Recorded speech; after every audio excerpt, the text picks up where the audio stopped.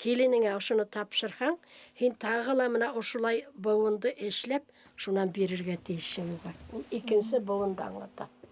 Мына сулпылары, мына ошо нейләре, ошо һинең читап иткәнге хаклай.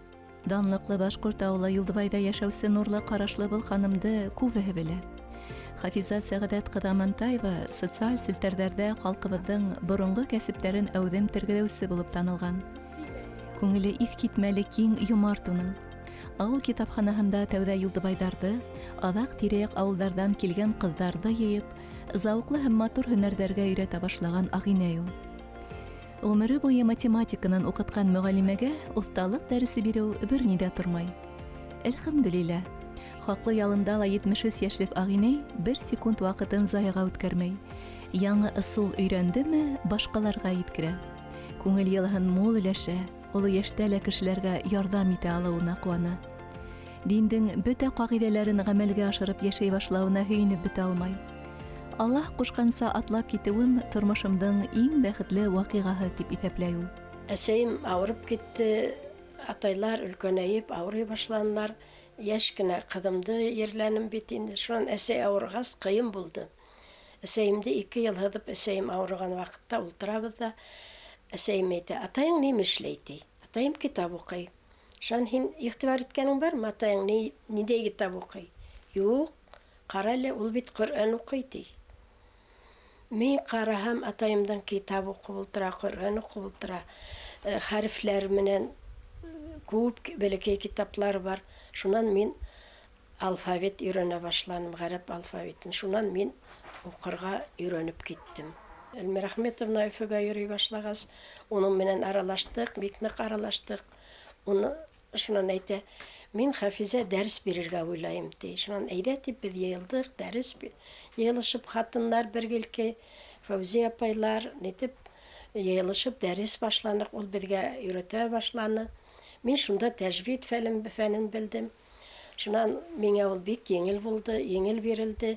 Яҙып өйрәнергә тырыштым. Яҙып өйрәндем. Шунан йәйгеһен Такалова Айгөл практикаға килде. Унан тырышып, унан ислам нигеҙләрендә, ураҙалың, намаҙың серләренә тағыла. Мин ул ваҡытта ураҙала инем, күптән ураҙа тота башланым мин. Иман юлын үҙ итеү менән Зирә күңеленең офоҡтары тағы ла киңәйә. Өфөгә юлланып педагогия университетындағы һәм Ихлас мәсетендәге курстарҙы тамамлап, мөғәллимлек таныҡлығы алып ҡайта. Балаларҙы әхирәт ҡыҙҙарын уҡыта башлай. Мәктәп йәшендәге уҡыусылары үҙ сиратында ағинәйҙе компьютер серҙәренә төшөндөрә. Әлеге ваҡытта тыуған яҡты, шәжәрәне ентекле өйрәнеп тупланған бер нисә китаплыҡ мәғлүмәт компьютер хәтерендә һаҡлана. Бихисап фотоһүрәттәр араһында иң ҡәҙерлеһе хажда төшкәндәр, ти Хафиза апай. Һеңлемдең улы үҙе хажға барып ҡайтты ла, әсәһен алып барды хажға, икәүләп хажға барып ҡайттылар да, инәй, мин һине хажға ебәрерлек көсөм, хәлем бар, өләсәй, ҡартатай исеменән дә, улар алдында ла бурысым бар, Алатайым менән һеҙҙе хажға ебәрәм тине. Мин, әлхәмдүлиллә тип, уның биргән танытмаларын, ниләрен ҡараным да, миңә еңел һымаҡ, ул атларға уларҙы беләм һымаҡ тойолдо. Шулай тип, мин йыл буйына хажға ниәтләнем. Аллам саҡырыуы булғас, мин хаж ҡылырға тура килде 12-нсе йылда. Беренсе тәүәф ҡылғас, Әл-Хәрәм мәсетендә Ибраһим нейенә килеп, мәҡәменә килгәс, күҙҙән үҙләре йәшләр ҡойолоп тора, шунда намаҙ башҡарабыҙ. Уны мына һөйләп килештерерлек түгел. Шунан сығып, зәмзәм һыуын эстек. Мына төшөңә лә кермәгән шундай нейгә мине, улымды шулай ҙур рәхмәтлемен улыма. Әл-Хәрәм мәсете беҙҙең ятаҡхананан һынташ аралыҡ ине.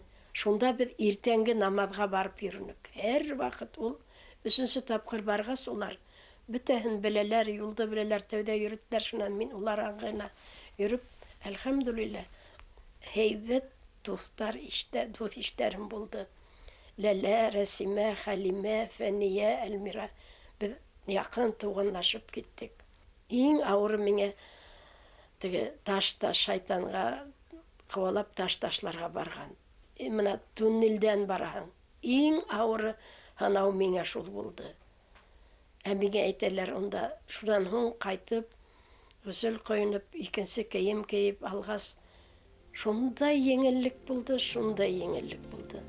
Пәйгамбәребез Мөхәммәд галәйһиссәләту вәссәламның раузаһына 2 тапкыр бара алуы өчен дә Раббына сикһез рәхмәтле Хафиза Амантаева.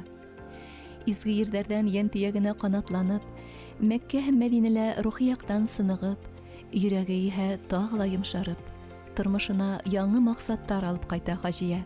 Кеше дөньяга килгәндә иманлы булып туа.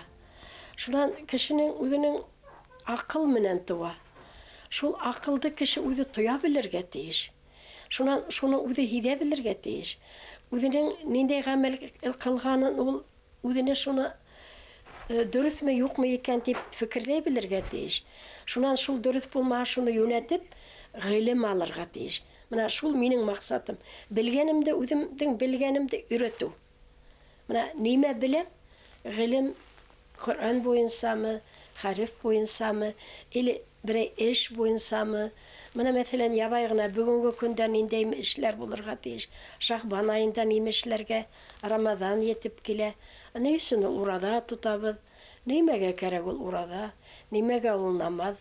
Менә шунда ябай гына сорауларга мин җавап бирергә тырышам. Мин аны үземдә уйланбай, уйламаган кайбер сораулар бирәләр дә, миңа шуның өчен кайбердә мин язып куям шуларга җаваплар. Раббым бар дип, шуга Раббымдың берлегенә таянып. Шуннан уны киләсәк, ошо дөньяви гамәл менән генә яшәргә ярамай, яшәргәрәк киләсәк дөньяны лавылар кирәк. Кош бит 2 канатлы. Шуны шикелле 2 канатлы, кешелә 2 канатлы. Дөньяви канаты бар, ахирәте канаты бар. Максатлы булып яшәү кирәк. Менә бүген шуны эшләйм. Әлхәмдүлилләh, бүген иртәнсәк тордым дип, белгән дугаларымды укыйм. Юмарт, үз-үзенә талапсан, максатына ынтылышлы ижадсы мөгаллимә Хафиза апай Амантаева менән аралашудан һуң күңелебез тагыла яктырды. Төрле сәбәпләргә һылтанып, мөһим эшләребезне яреңгә калдырып килүебез өчен уңайһызлык тойгыга кисердек. Милләтебезнең йөҙөк ҡашы, нескә күңелле Хафиза Сәғәдәт ҡыҙы кеүек күркәм холоҡлы инәйҙәребеҙгә Раббыбыҙ оҙон ғүмер, яҡты зиһен, ныҡлы сәләмәтлек насип итһен. Улар беҙҙең өсөн бик кәрәк.